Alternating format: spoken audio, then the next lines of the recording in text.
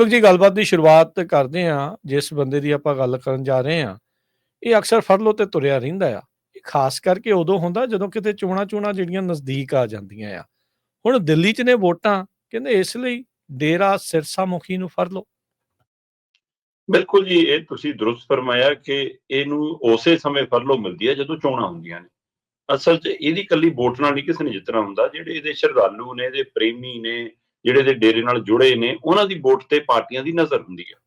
ਤੇ ਇਸ ਤੋਂ ਪਹਿਲਾਂ ਵੀ ਜਦੋਂ ਜੇਲ੍ਹ 'ਚ ਨਹੀਂ ਸੀ ਤਾਂ ਵੀ ਇਹਦੇ ਡੇਰੇ ਤੇ ਸਾਰੀਆਂ ਧਿਰਾਂ ਜਾ ਕੇ ਨੱਕ ਰਗੜਦੀਆਂ ਸੀ, ਰਾਜਨੀਤਿਕ ਧਿਰਾਂ, ਤਾਂ ਕਿ ਵੋਟ ਬੈਂਕ ਸਾਡੇ ਨਾਲ ਆ ਜਾਵੇ। ਡੇਰਾ ਸਿਰਸਾ ਮੁਖੀ ਗੁਰਮੀਤ ਸਿੰਘ ਰਾਮ ਰਹੀਮ ਇਸ ਮੌਕੇ ਮੁੱਖ ਤੌਰ ਦੇ ਉੱਤੇ ਸਾਧਵੀਆਂ ਨਾਲ ਬਲਾਤਕਾਰ ਦੇ ਮਾਮਲੇ 'ਚ ਦੋਸ਼ੀ ਕਰਾਰ ਹੋਣ ਤੋਂ ਬਾਅਦ ਸਜ਼ਾ ਯਾਫਤਾ ਹੈ। ਪੱਤਰਕਾਰ ਛਤਰਪਤੀ ਕਤਲ ਮਾਮਲੇ 'ਚ ਸਜ਼ਾ ਯਾਫਤਾ ਹੈ। ਆਪਣੇ ਹੀ ਮੈਨੇਜਰ ਵਾਲੇ ਮਾਮਲੇ 'ਚ ਬੇਸ਼ੱਕ ਹਾਈ ਕੋਰਟ ਤੋਂ ਬਰੀ ਮਿਲੀ, ਪਰ ਉਹਨਾਂ ਨੇ ਸੁਪਰੀਮ ਕੋਰਟ ਚੁਣੌਤੀ ਦਿੱਤੀ ਹੋਈ ਹੈ। ਸੋ ਜਿਹੜਾ ਬੰਦਾ ਬਲਾਤਕਾਰ ਔਰ ਕਤਲ ਮਾਮਲੇ 'ਚ ਅੰਦਰ ਹੋਵੇ, ਉਸ ਨੂੰ ਕਹਿੰਦੇ ਜੀ ਉਹਦਾ ਚਾਲ ਚੱਲਣ ਇੰਨਾ ਵਧੀਆ, ਇਸ ਲਈ ਉਹਨੂੰ ਵਾਰ-ਵਾਰ ਫਰਲੋ ਮਿਲ ਜਾਂਦੀ ਹੈ। ਕਮਾਲ ਹੈ। ਆਦੀ ਔਰ ਇਹ ਵੀ ਬਿਲਕੁਲ ਚੋਣਾਂ ਦੇ ਹਵਾਲੇ ਨਾਲ। ਇਹਦੇ ਦੋ ਪਹਿਲੂ ਨੇ ਜੇਕਰ ਸਮਝਣੇ ਹੋਣ। ਇੱਕ ਪਹਿਲੂ ਤਾਂ ਇਹ ਹੈ ਕਿ ਜਿਹੜਾ ਆਪਾਂ ਗੱਲ ਕਰ ਰਹੇ ਹਾਂ ਕਿ ਚੋਣਾਂ ਦਾ ਹਵਾਲਾ। ਦੂਸਰਾ ਪਹਿਲੂ ਕਿ ਜਦੋਂ ਵੀ ਇਹਨੂੰ ਫਰਲੋ ਮਿਲਦੀ ਹੈ ਤਦ ਪੰਜਾਬ 'ਚ ਇੱਕ ਚਰਚਾ ਛਿੜਦੀ ਹੈ ਕਿ ਵੀ ਇਹਨੂੰ ਛੁੱਟੀ ਮਿਲ ਰਹੀ ਆ, ਇਹਨੂੰ ਜਿਹੜੀ ਆਪਾਂ ਕਹਿ ਸਕਦੇ ਜ਼ਮਾਨਤ ਤੇ ਬਾਹਰ ਲਿਆਂਦਾ ਜਾਂਦਾ ਹੈ ਨਾ, ਇਹਨੂੰ ਪੈਰੋਲ ਤੇ ਬਾਹਰ ਲਿਆਂਦਾ ਜਾਂਦਾ। ਦੂਸਰੇ ਪਾਸੇ ਮਤਲਬ ਕਿ ਉਹ ਲੋਕ ਨੇ ਜਿਹੜੇ ਆਪਣੀ ਸਜ਼ਾਵਾਂ ਪੂਰੀਆਂ ਕਰ ਚੁੱਕੇ ਨੇ, ਉਹ ਸਜ਼ਾ ਪੂਰੀ ਹੋਣ ਤੋਂ ਬਾਅਦ ਕਾਨੂੰਨੀ ਤੌਰ ਤੇ, ਅਦਾਲਤੀ ਤੌਰ ਤੇ ਜਿੰਨੀ ਸਜ਼ਾ ਮਿਲੀ ਉਹ ਸਜ਼ਾ ਭੋਗਣ ਤੋਂ ਬਾਅਦ ਵੀ ਉਹ ਬਾਹਰ ਨਹੀਂ ਆ ਪਾ ਰਹੇ। ਉਹਨਾਂ ਨੂੰ ਪੈਰੋਲ ਮਿਲਣੀ ਤੱਕ ਵੱਖਰਾ ਹੀ ਸਵਾਲ ਹੈ, ਉਹ ਵੀ ਪਹਿਲੂ ਹੈਗਾ। ਇਸੇ ਤਰ੍ਹਾਂ ਦੇਸ਼ ਭਰ ਦੇ ਵਿੱਚ ਕਿੰਨੇ ਹੀ ਸਮਾਜਿਕ ਕਾਰਕੁਨ ਜਿਹੜੇ ਬੰਦ ਨੇ, ਉਹਨਾਂ ਨਾਲ ਵੀ ਇਹ ਸਵਾਲ ਜੁੜਿਆ। ਪਰ ਜਿਹੜਾ ਹਵਾਲਾ ਇਹਦਾ VOTING ਵਾਲਾ ਤੁਸੀਂ ਪੁੱਛ ਰਹੇ ਹੋ, ਉਹ ਬਾਕਮਾਲ ਹੈ। ਰਾਜਕਰ ਜੀ, ਤੁਸੀਂ ਅੰਦਾਜ਼ਾ ਲਾ ਲਓ ਕਿ ਪਿਛਲੇ 3 ਸਾਲਾਂ ਦੇ ਵਿੱਚ 2022, 2023, 2024 ਜਾਂ 25 ਦਾ ਜੇ ਚੜਿਆ ਜੀ, ਇਹ 3 ਸਾਲ ਆ, 25 ਚੜਨ ਤੱਕ ਪੂਰੇ 3 ਸਾਲਾਂ ਦੇ ਵਿੱਚ 1 ਸਾਲ ਡੇਰਾ ਸਿਰਸਾ ਮੁਖੀ ਫਰਲੋ ਤੇ ਹੈ। ਪੂਰੇ 3 ਸਾਲਾਂ 'ਚ 1 ਸਾਲ ਬਾਹਰ ਹੈ। ਮਤਲਬ ਇਹ ਦੱਸ ਦੋ ਕਿ ਅੰਦਰ ਛੁੱਟੀਆਂ ਕੱਟਣ ਜਾਂਦਾ ਕਿ ਬਾਹਰ ਛੁੱਟੀਆਂ ਕੱਟਣ ਆਉਂਦਾ। ਆ ਮੇਰੇ ਕੋਲ ਉਹਦਾ ਡਾਟਾ ਪਿਆ ਜੀ। ਹੁਣ ਇਹਨੂੰ 28 ਜਨਵਰੀ ਨੂੰ ਸਵੇਰੇ 6 ਵਜੇ ਸਨੈਰੀਓ ਜੇਲ੍ਹ ਤੋਂ ਬਾਹਰ ਕੱਢ ਦਿੱਤਾ ਗਿਆ। ਸਵੇਰੇ 6 ਵਜੇ। ਕੱਲ ਲੰਘੇ ਦੂਏ ਦਿਨ 27 ਤਰੀਕ ਦੀ ਰਾਤ ਦੇ 11 ਵਜੇ ਤੱਕ ਕਿਸੇ ਕੋਲ ਜਾਣਕਾਰੀ ਨਹੀਂ ਸੀ ਕਿ ਇਹਨੂੰ ਸਵੇਰ ਨੂੰ ਫਰਲੋ ਮਿਲ ਰਹੀ ਹੈ। ਦੇਖ ਲਓ। ਤੇ ਸਵੇਰੇ 6 ਵਜੇ ਹੀ ਪਤਾ ਲੱਗਿਆ ਜਦੋਂ ਹਨੀਪ੍ਰੀਤ ਗੱਡੀ ਲੈ ਕੇ ਬਾਹਰ ਖੜੀ ਸੀ ਜੇਲ੍ਹ ਦੇ, ਤੇ ਡੇਰਾ ਸਿਰਸਾ ਮੁਖੀ ਉੱਥੋਂ ਨਿਕਲਿਆ ਤੇ ਇਸ ਵਾਰ ਉਸ ਨੂੰ 12ਵੀਂ ਫਰਲੋ ਤੇ ਸਰਸਾ ਭੇਜਿਆ ਗਿਆ। ਜਾਣਕਾਰੀ ਇਹ ਮਿਲ ਰਹੀ ਹੈ ਕਿ ਹੁਣ ਤੱਕ ਉਹਨੂੰ ਪਹਿਲਾਂ ਬਰਨਾਵਾ ਆਸ਼ਰਮ ਹੈ ਜਿਹੜਾ ਇਹਨਾਂ ਦਾ ਯੂਪੀ ਦੇ ਵਿੱਚ, ਉੱਥੇ ਭੇਜਦੇ ਸੀ। ਇਸ ਵਾਰ ਕਹਿੰਦੇ ਕਿ ਉਹਨੂੰ ਸਰਸਾ ਜਾਣ ਦੀ ਮਨਜ਼ੂਰੀ ਦੇਤੀ ਤੇ ਜਾਂਦੇ ਹੀ ਉਹਨੇ ਵੀਡੀਓ ਪਾਤੀ ਕਿ ਸਰਸਾ ਆਏ ਹੋ ਨਾ ਭਗਤੋ, ਮੈਂ ਇੱਥੇ ਆ ਗਿਆ। ਸੋ ਵੈਸੇ ਪੁਲਿਸ ਨੇ ਨਾਕੇ ਨੁਕੇ ਲਾਇਆ ਨਹੀਂ ਕਿ ਅੰਦਰ ਕੋਈ ਇਕੱਠ ਨਾ ਹੋਵੇ, ਭੀੜ ਨਾ ਹੋਵੇ। ਪਤਾ ਇਹ ਲੱਗ ਰਿਹਾ ਕਿ 5 ਫਰਵਰੀ ਨੂੰ ਦਿੱਲੀ 'ਚ ਵੋਟਾਂ ਨੇ ਤੇ 6 ਫਰਵਰੀ ਤੱਕ ਡੇਰਾ ਸਿਰਸਾ ਮੁਖੀ ਸਰਸਾ ਰਹੇਗਾ ਤੇ 6 ਫਰਵਰੀ ਤੋਂ ਬਾਅਦ ਬਾਕੀ ਛੁੱਟੀਆਂ ਕੱਟਣ ਉਹ ਬਰਨਾਵਾ ਚਲਾ ਜਾਏਗਾ। ਹੁਣ ਇੱਥੇ ਕੀ ਮਤਲਬ ਹੈ ਜੀ, ਇਹ ਸਾਰਿਆਂ ਨੂੰ ਸਮਝ ਆਉਂਦਾ। ਜਿਹੜਾ ਦੂਸਰਾ ਪੱਖ ਹੈ, ਪਹਿਲਾਂ ਤੁਸੀਂ 12 ਫਰਲੋਆਂ ਦੇਖੋ।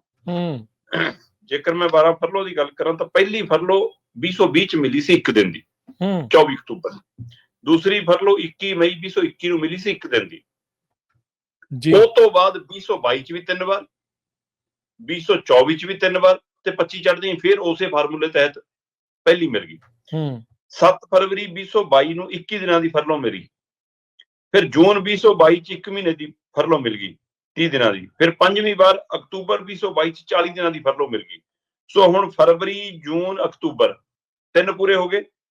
ਉਹ ਤੋਂ ਬਾਅਦ ਜਿੱਦਾਂ ਹੀ ਅਗਲਾ ਸਾਲ ਚੜ੍ਹਿਆ 2023, 21 ਜਨਵਰੀ ਨੂੰ ਫਿਰ 40 ਦਿਨਾਂ ਦੀ ਫਰਲੋ ਮਿਲ ਗਈ। ਫਿਰ 20 ਜੁਲਾਈ ਨੂੰ ਫਿਰ 30 ਦਿਨਾਂ ਦੀ ਫਰਲੋ ਮਿਲ ਗਈ। ਫਿਰ 8ਵੀਂ ਵਾਰ ਨਵੰਬਰ 2023 ਦੇ ਵਿੱਚ ਫਿਰ 29 ਦਿਨਾਂ ਦੀ ਫਰਲੋ ਮਿਲ ਗਈ। ਉਸੇ ਤਰ੍ਹਾਂ ਮਤਲਬ ਜਨਵਰੀ, ਜੁਲਾਈ, ਨਵੰਬਰ ਜੀ ਹੈ ਨਾ, ਉਹੀ ਉਹਨਾਂ ਨੇ ਖੱਪੇ ਨਾਲੇ। ਫਿਰ ਉਹ ਤੋਂ ਬਾਅਦ 2024 ਚੜ੍ਹਿਆ, 19 ਜਨਵਰੀ ਨੂੰ ਫਿਰ 60 ਦਿਨਾਂ ਦੀ ਫਰਲੋ ਮਿਲ ਗਈ।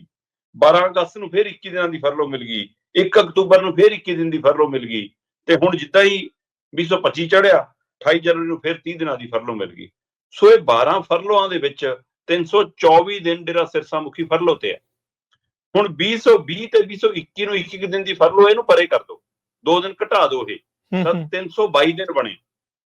ਫਰਵਰੀ 2022 ਤੋਂ ਲੈ ਕੇ ਜਨਵਰੀ 2025 ਤੱਕ 3 ਸਾਲਾਂ 'ਚ 322 ਦਿਨ, ਲਗਭਗ ਪੂਰਾ 1 ਸਾਲ 365 ਦਿਨਾਂ ਦਾ ਸਾਲ ਹੁੰਦਾ ਹੈ ਤੇ 322 ਦਿਨ ਜਿਹੜਾ ਸਿਰਸਾ ਮੁਖੀ ਬਾਹਰ ਹੈ। ਸੋ ਇਹਦਾ ਮਤਲਬ 3 ਸਾਲਾਂ 'ਚ 1 ਸਾਲ ਤਾਂ ਉਹਦਾ ਬਾਹਰ ਹੈ। ਤੇ ਕਿਹੀ ਜੀ ਸਜ਼ਾ ਤੇ ਕਿਹੜਾ ਢੰਗ ਤਰੀਕਾ ਇਹ ਦੇਖ ਲਓ। ਹੁਣ ਦੂਜਾ ਚੋਣਾਂ ਵਾਲਾ ਪਹਿਲੂ ਜੀ, ਚੋਣਾਂ ਵਾਲੇ ਪਹਿਲੂ ਨੂੰ ਜਦੋਂ ਦੇਖਦੇ ਆ ਤਾਂ ਬਿਲਕੁਲ ਜੀ ਇਹਨਾਂ 12 ਫਰਲੋਆਂ ਦੇ ਵਿੱਚੋਂ 2 ਤਾਂ ਇੱਕ ਦਿਨ ਦੀਆਂ ਨੇ, ਉਹ ਬੇਬੇ ਬਿਮਾਰ ਹੈ ਇਹ ਮੈਂ ਖਬਰ ਲੈਣੀ ਆ। ਉਹ ਜਿਹੜੀਆਂ 10 ਫਰਲੋ ਬਾਕੀ ਨੇ ਉਹਨਾਂ ਚੋਂ 7 ਸਿੱਧੀਆਂ ਚੋਣਾਂ ਨਾਲ ਸੰਬੰਧਿਤ ਨੇ। ਦੇਖ ਲਓ ਜੀ। ਸੋ ਇੱਥੋਂ ਅੰਦਾਜ਼ਾ ਲਾ ਲਓ ਕਿ ਸਿੱਧੀਆਂ ਚੋਣਾਂ ਨਾਲ ਸੰਬੰਧਿਤ ਜਿਹੜੀਆਂ ਨਜ਼ਰ ਆਉਂਦੀਆਂ ਨੇ। ਆ ਲਓ ਜੀ, ਫਰਵਰੀ 2022 21 ਦਿਨਾਂ ਦੀ ਫਰਲੋ ਮਿਲੀ, ਪੰਜਾਬ ਵਿਧਾਨ ਸਭਾ ਚੋਣਾਂ ਸੀ। ਜੂਨ 2022 ਦੇ ਵਿੱਚ 30 ਦਿਨਾਂ ਦੀ ਫਰਲੋ ਮਿਲੀ, ਹਰਿਆਣੇ ਦੀਆਂ ਨਗਰ ਨਿਗਮ ਚੋਣਾਂ ਸੀ। ਅਕਤੂਬਰ 2022 ਚ 40 ਦਿਨਾਂ ਦੀ ਫਰਲੋ ਮਿਲੀ, ਜਿਮਨੀ ਚੋਣਾਂ ਸੀ। ਜੁਲਾਈ 2023 ਦੇ ਵਿੱਚ 30 ਦਿਨਾਂ ਦੀ ਫਰਲੋ ਮਿਲੀ, ਹਰਿਆਣੇ ਦੀਆਂ ਪੰਚਾਇਤੀ ਚੋਣਾਂ ਸੀ। ਨਵੰਬਰ 2023 ਚ 29 ਦਿਨਾਂ ਦੀ ਫਰਲੋ ਮਿਲੀ, ਰਾਜਸਥਾਨ ਵਿਧਾਨ ਸਭਾ ਚੋਣਾਂ ਸੀ। ਅਕਤੂਬਰ 2024 ਚ 21 ਦਿਨਾਂ ਦੀ ਫਰਲੋ ਮਿਲੀ, ਹਰਿਆਣਾ ਵਿਧਾਨ ਸਭਾ ਚੋਣਾਂ ਸੀ ਤੇ ਨਾਲ ਹੀ ਪੰਜਾਬ ਦੀਆਂ ਪੰਚਾਇਤੀ ਚੋਣਾਂ ਸੀ। ਜਨਵਰੀ 2025 ਦੇ ਵਿੱਚ 30 ਦਿਨਾਂ ਦੀ ਫਰਲੋ ਮਿਲੀ, ਦਿੱਲੀ ਵਿਧਾਨ ਸਭਾ ਚੋਣਾਂ ਨੇ ਤੇ ਨਾਲ ਹੀ ਹਰਿਆਣੇ ਦੀਆਂ ਨਗਰ ਨਿਗਮ ਚੋਣਾਂ ਨੇ।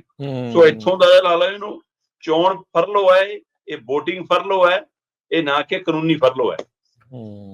ਬਿਲਕੁਲ ਐਵੇਂ ਤਾਂ ਨਹੀਂ ਲੋਕ ਦੀਪਕ ਜੀ ਜਿਹੜੀ ਗੱਲ ਨੂੰ ਤੁਸੀਂ ਛੋਇਆ ਵੀ ਦੋਹਰੇ ਮਾਪਦੰਡ, ਦੋਹਰਾ ਜਸਟਿਸ ਸਿਸਟਮ ਆ, ਐਵੇਂ ਨਹੀਂ ਲੋਕ ਰੌਲਾ ਪਾਉਂਦੇ। ਇਹ ਚੀਜ਼ਾਂ ਜਿਹੜੀ ਉਸ ਚੀਜ਼ ਦੀ ਪੁਸ਼ਟੀ ਕਰਦੀਆਂ ਆ, ਸ਼ਾਦੀ ਜਿਹੜੀਆਂ ਉਹ ਭਰਦੀਆਂ ਆ ਜੀ।